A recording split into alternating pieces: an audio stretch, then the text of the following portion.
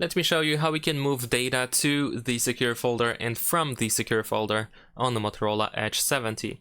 So first of all, we're gonna go to the secure folder. Let's enter our password in order to access the secure folder.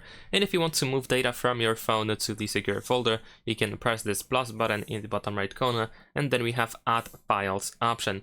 Now in this case, unfortunately, we cannot use the Files app by Google for some reason, so I'm gonna use this other file manager that we have over here. And now we should be able to choose whatever we want to transfer. We can also tap on these three lines in the upper left corner in order to go through different categories or different storages.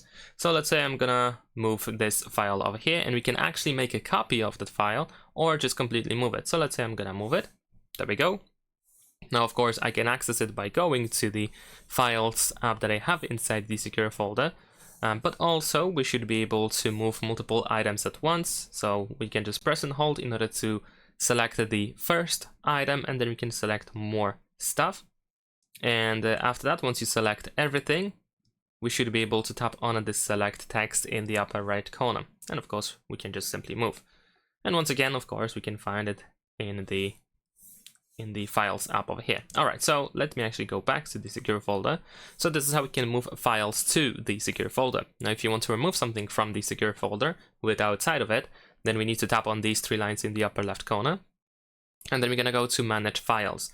Here you also have the option to add files if you want to, but we can also transfer from the secure folder.